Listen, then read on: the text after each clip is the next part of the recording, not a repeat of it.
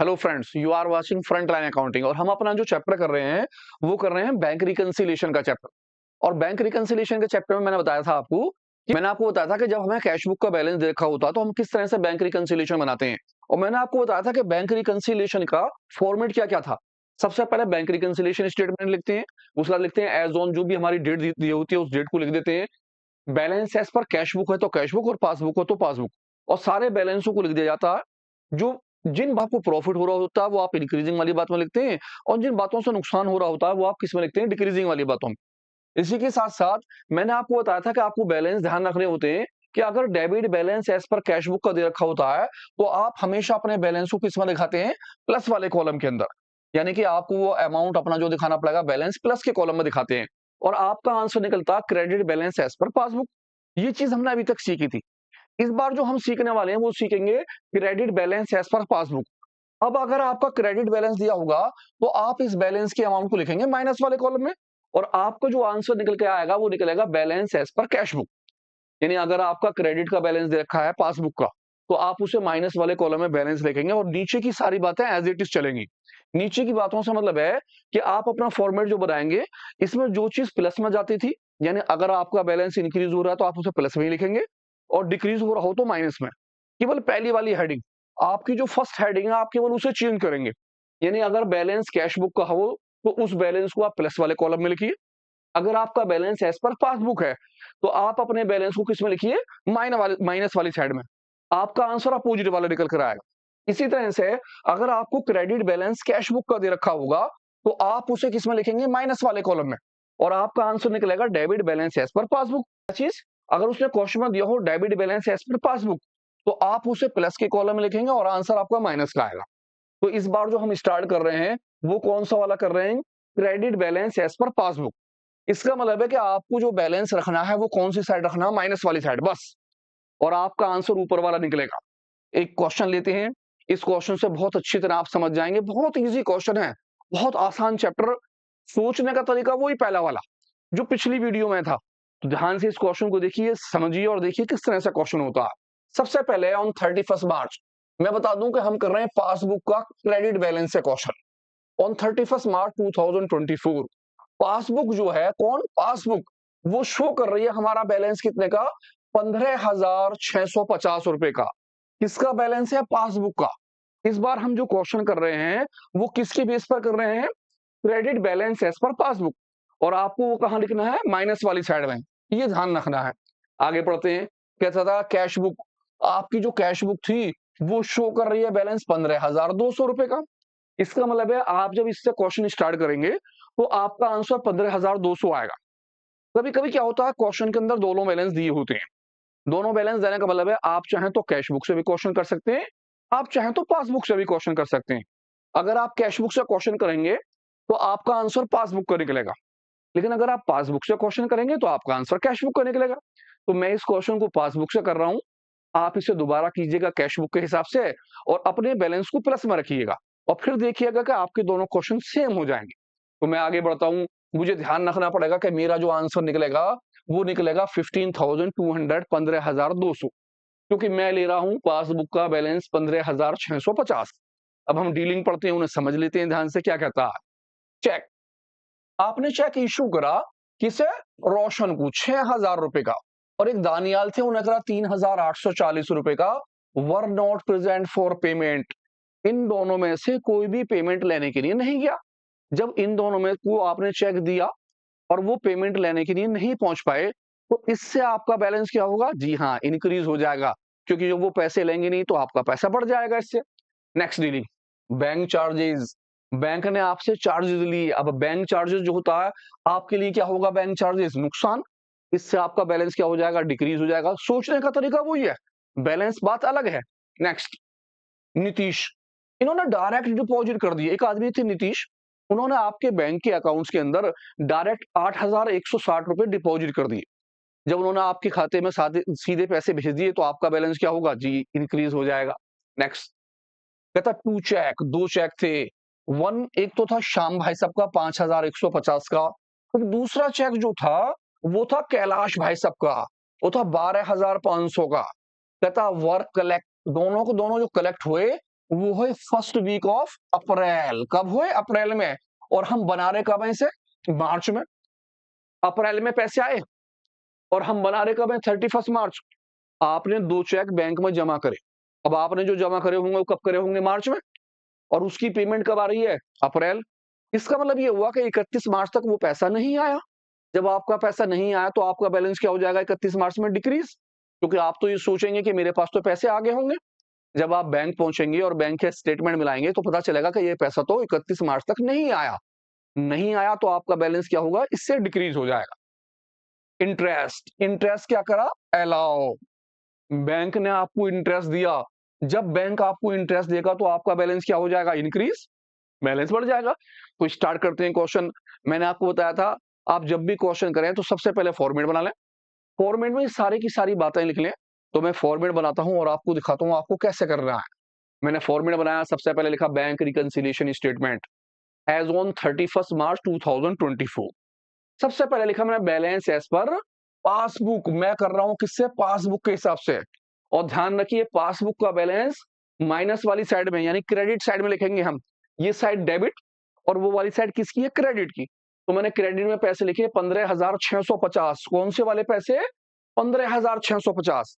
अगर मैं cash book से करता 15,200 से क्वेश्चन तो मैं यहां लिखता balance as per cash book और मेरे पैसे डेबिट वाले यानी प्लस के कॉलम में आते 15,200। आप इस क्वेश्चन को दोबारा करेंगे 15,200 से। मैं कर रहा हूं पासबुक के बैलेंस से 15,650 से।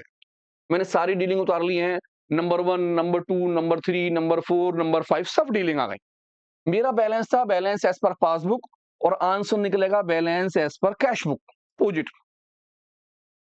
माइनस में आंसर क्वेश्चन है, आपका आंसर आएगा प्लस में। स्टार्ट करते हैं, ध्यान से देखते हैं, देखिए समझिए। चेक इशू, आपने चेक इशू करा, आपने चेक दिया, रोशन को दिया 6,000 रुपए का। दानियाल जो थे इन्हें दिया 3,840 का। Were not present for payment.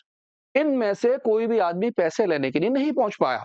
जब वो दोनों पैसे लेने नहीं गए तो आपके बैंक के अंदर बैलेंस क्या हो जाएगा? इंक्रीज, क्योंकि उन्होंने पैसा नहीं लिया। तो मैं इन दोनों पैसों को किस में लिखूंगा? प्लस में। मैंने अमाउंट लिखी 6,000 रुपए की तो इनकी अमाउंट आ गई और इनकी अमाउंट आई 3,840 रुपए की। दोनों के पैसे प्लस में आ गए क्योंकि मेरा बैलेंस इंक्रीज हो गया। बैंक चार्जेस 350, 350 रुपए बैंक ने आपसे चार्जेस के पैसे लिए। जब लिए तो आपका बैलेंस क्या होगा? जी डिक्रीज हो जाएगा 350 माइनस के कॉलम में। मैंने 350 रुपए माइनस के कॉलम के अंदर लिख दिए। नेक्स्ट में आ गया नीतीश ने डायरेक्ट डिपॉजिट कर दिए। ये तो थे बैंक चार्जेस। नीतीश ने डायरेक्ट डिपॉजिट करे 8,160 इनटू बैंक। आपके बैंक में 8,160 जमा कर दिए। Accounts trade which is not in cash book, जो हमारे कैश बुक में है ही नहीं। भाई जब उस आदमी ने सीधे आपके बैंक खाते में पैसे जमा कर दिए तो आपके पास तो रिकॉर्ड होगा ही नहीं। लेकिन बताइए कि आपका बैलेंस इंक्रीज होगा या डिक्रीज? जी हाँ, आपका पासबुक का बैलेंस उससे बढ़ जाएगा। तो मैं 8,160 रुपए को क्योंकि इंक्रीजिंग होगा तो मैं प्लस के कॉलम में ले दूंगा 8,160 रुपए। दो चेक थे। एक था श्याम भाई साहब का 5,150 रुपए का। दूसरा था कैलाश भाई साहब का, वो था 12,500 रुपए का। वर्क कलेक्ट, आपके जो कलेक्ट हुए वो हुए फर्स्ट वीक ऑफ अप्रैल। किस में आए? अप्रैल में। और हम जो बना रहे हैं वो कब बना रहे हैं? वो मार्च में। इसका मतलब है मार्च तक वो पैसे कलेक्ट नहीं हुए। जब पैसे कलेक्ट नहीं हुए मार्च तक तो मेरा बैलेंस क्या हो जाएगा? डिक्रीज। मैंने 2 चेक बैंक में जमा करे थे, उन दोनों की पेमेंट 31 मार्च तक नहीं आई। ना आने पे मेरा बैलेंस क्या हो गया? डिक्रीज। अमाउंट 5,150 और 12,500 मैंने माइनस में लिख दिए 5,150 और दूसरा वाला कितना हो गया? 12,500 रुपए। दोनों की अमाउंट आ गई। Last dealing interest allow. किसने अलाउ करा? बैंक ने। बैंक ने आपको इंटरेस्ट दिया, अलाउ करा मीन्स आपको दे दिया। जब आपको इंटरेस्ट बैंक देगा तो आपका बैलेंस क्या होगा? इंक्रीज। तो मैं इसे किस में लिख लूंगा? प्लस के कॉलम में। 450 मैंने प्लस में लिख दी। जब आप सारी डीलिंग लिख लें तो पहले की तरह आपको टोटल करना है। मैंने इस लाइन को नीचे कर लिया और मेरा ये वाली साइड का टोटल ज्यादा आएगा जहां पर बैलेंस लिखा रहता है और मेरा आंसर अपोजिट साइड आएगा। तो मैं ऐड कर रहा हूं, एक बार ऐड कर लेते हैं। मैंने देखा टोटल करा, हमारा टोटल हो गया 15 15 15 5 20 20 20 30 32 32 और एक 33 33,650। हमारा टोटल बैठा 33,650। इस साइड का मेरा टोटल हो गया 33,650 का।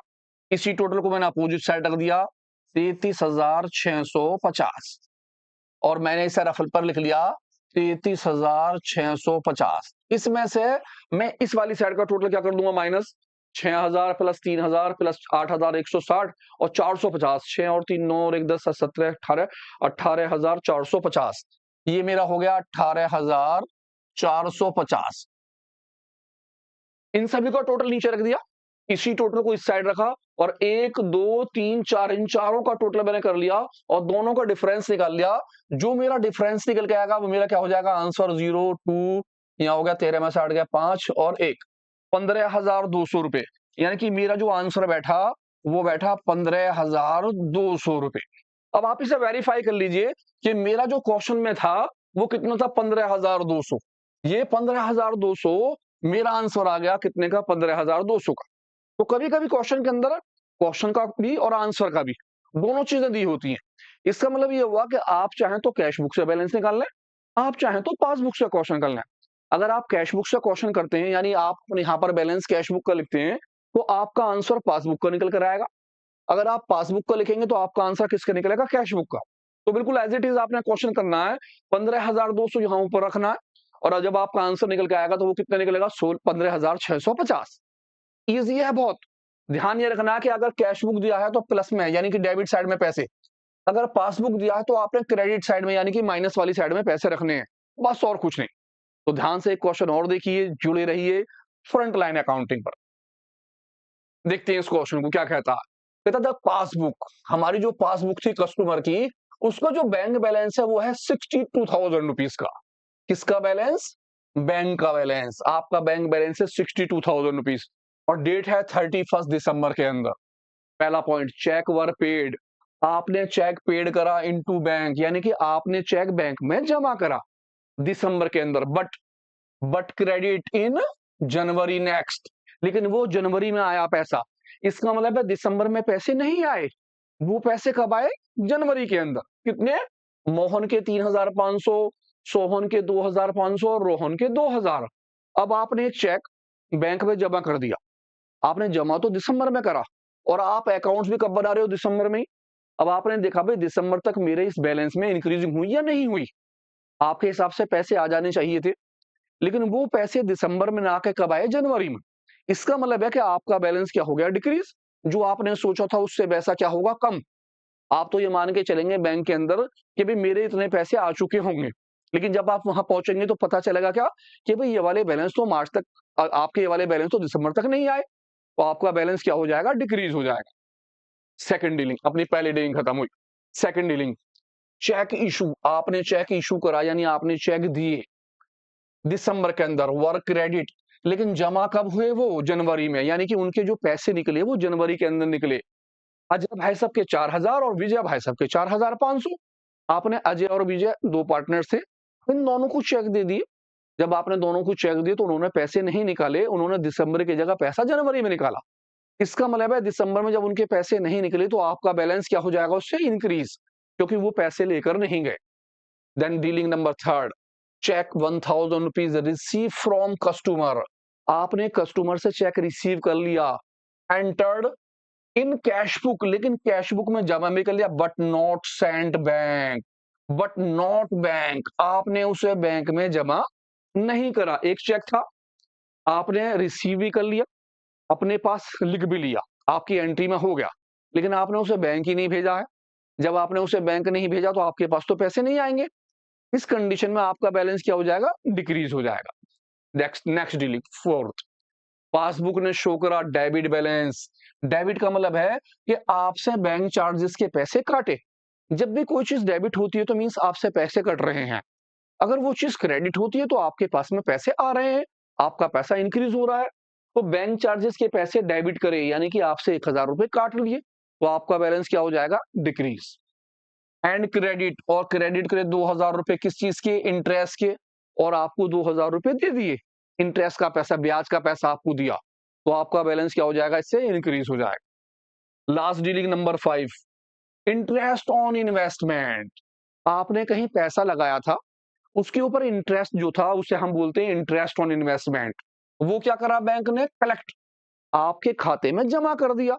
जब आपके अकाउंट्स के अंदर जमा करा तो आपका पैसा क्या हो जाएगा? इंक्रीज। तो स्टार्ट करते हैं बनाना। सबसे पहले बैलेंस लिखते हैं और बैलेंस हमारा कितना है? 62,000 रुपीज। और इन सारी डीलिंगों को लिखते हैं और आ जाते हैं फॉर्मेट के ऊपर। मैंने फॉर्मेट बनाया। सबसे पहले 31 दिसंबर बैंक रिकंसिलिएशन। मेरा बैलेंस आ गया पर्टिकुलर प्लस और माइनस में, बैलेंस एज पर पासबुक। और मेरा जो पासबुक का बैलेंस था वो कितना था? 62,000 रुपीज। कौन सा बैलेंस? 62,000 रुपीज। और अब ये सारी की सारी डीलिंग उतार रहा हूं। मैंने सारी डीलिंग नीचे ले ली है सीरियल वाइज। और एक बार फिर दोबारा से पढ़ो, ध्यान से फिर समझिए। चेक आपने पेड करे, आपने चेक बैंक में जमा करा। कब करा जमा आपने? दिसंबर में। लेकिन उसका पैसा कब आया? जनवरी के अंदर। इसका मतलब है दिसंबर में पैसे नहीं आए। नहीं आए तो आपका बैलेंस क्या हो गया? डिक्रीज। कितने रुपए से डिक्रीज हुआ? 3,500 तो किनके हैं? मोहन भाई सबके। 3,500 रुपए इनके। दूसरे सोहन भाई सबके हैं 2,500, इनका भी पैसा हमारे पास नहीं आया। तीसरे रोहन भाई सबके 2,000। आप चाहें तो तीनों का पैसा एक साथ ऐड करके उस पैसे को ले सकते हैं। 3 और 2 5 और 2 7 हो, एक 8,000 रुपए। नेक्स्ट, सेकंड पॉइंट, चेक आपने इशू करा दिसंबर के अंदर, लेकिन क्रेडिटेड। उन्होंने जो पैसे निकाले वो कब निकाले? जनवरी में। इसका मतलब है आपने जो चेक दिया उन्होंने उस पैसे को नहीं निकाला। जब नहीं निकाला तो आपका बैलेंस इंक्रीज रहेगा, पैसा आपका बढ़ जाएगा। अजय भाई सबके 4,000, 4,000 रुपए मैंने लिख दिए प्लस के अंदर क्योंकि मेरा पैसा इंक्रीज हुआ। और विजय भाई सबके 4,500 रुपए। नेक्स्ट, डीलिंग नंबर 3, कहता चेक, आपका चेक 1,000 का था जो आपने रिसीव करा था कस्टमरों से। Entered in cash book, cash book में एंट्री भी हो गई, बट नॉट बैंक, लेकिन उसे बैंक में जमा नहीं करा। आपने उसे बैंक में नहीं भेजा। जब आपने बैंक में नहीं भेजा तो आपका बैलेंस क्या हो जाएगा? उससे डिक्रीज। आप तो ये सोच के बैठे होंगे कि मेरे पैसे आ गए होंगे। अब आप बैंक की स्टेटमेंट में लाएंगे तो पता चला ये चेक तो भेजा ही नहीं है अभी।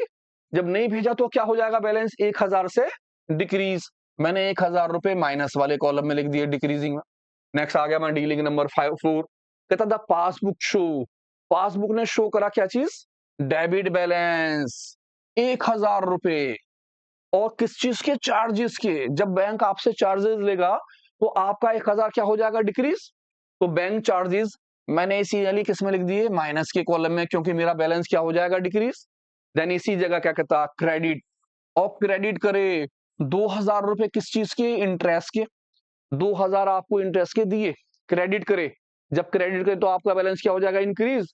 जब इंक्रीज हुआ तो मैंने 2,000 रुपए किस में लिख दिए? प्लस के कॉलम में, क्योंकि मुझे 2,000 का इंटरेस्ट मिलेगा तो मैंने प्लस के कॉलम में ले लिए। बैंक चार्जेस, आपका नुकसान हो गया, आपका पैसा डिक्रीज हो गया। इंटरेस्ट, जब बैंक आपको इंटरेस्ट देगा तो आपका बैलेंस क्या हो जाएगा? इंक्रीज। तो हमने इसी मरे उसे प्लस में लिखा। Last dealing, interest on investment. Bank ने क्या करा? कलेक्ट। जब कलेक्ट करेगा तो आपका अकाउंट्स में पैसा बढ़ जाएगा। आपके लिए इंटरेस्ट कलेक्ट करा लेकर आया बैंक, तो आपके 2,500 में क्या हो जाएगी? इंक्रीजिंग। आपका पैसा 2,500 से इंक्रीज हो जाएगा। सारी डीलिंग खत्म। हमारा ऊपर बैलेंस था पासबुक का और आंसर निकलेगा balance as per cash book. उससे पहले मैं दोनों के टोटल कर लेता हूं। मेरा टोटल बैलेंस वाला ज्यादा आएगा तो मैं टोटल करता हूं। सबसे पहले मेरा हो गया 62, 63, 64, 65, 66, 67, 68, 69, 70, 71, 72, 72,000। मेरा इधर का टोटल बैठा 72,000। मैंने इसी टोटल को अपोजिट साइड रख लिया 72,000। और इस टोटल में से ऊपर के चारों पांचों माइनस कर दूंगा। 4,000 और 4 8,000, 8 2 10, 10 2 12, 13,000 रुपए। यानी कि 72,000 में से मैंने 13,000 रुपए क्या करने हैं? माइनस। तो मेरा जो आंसर निकल के आया वो निकला 000। यहां आ गया 9, 6 में से 1 चला गया, बचा 5। मेरा जो आंसर निकला वो निकला 59,000, पूरा का पूरा 59। और ये क्या कहलाएगा? Balance as per cash book. क्या करेंगे आप? सबसे पहले उस वाली साइड का पूरा टोटल नीचे कर देंगे, इसी टोटल को उठाकर यहां रखेंगे। इसमें से 1 2 3 4, इन चारों के टोटल क्या कर लेंगे? माइनस। माइनस करने के बाद जो आपका आंसर निकल के आएगा वो क्या कहलाएगा? Balance as per cash book. बस छोटा-सा क्वेश्चन। ध्यान से देखिए, बस बैलेंस का फ़र्क है, बाकी सब चीज़ वही है। जो आपने पीछे वाले क्वेश्चनों में समझी और पढ़ी, वही चीज़, जो चीज़ प्लस की है वो प्लस में ही आएगी, जो चीज़ माइनस की है वो माइनस में आएगी। बस पहला वाला बैलेंस, यानी कि अगर आपको पासबुक का बैलेंस दिया है, तो आप माइनस में लिखेंगे। अगर आपको कैश बुक का बैलेंस दिया है, तो आप प्लस में लिखेंगे। बस ये 2 बात ध्यान रखनी है और कुछ भी नहीं। तो मिलते हैं एक अच्छे से क्वेश्चन से, फिर दोबारा ध्यान से देखते रहिए फ्रंट लाइन अकाउंटिंग।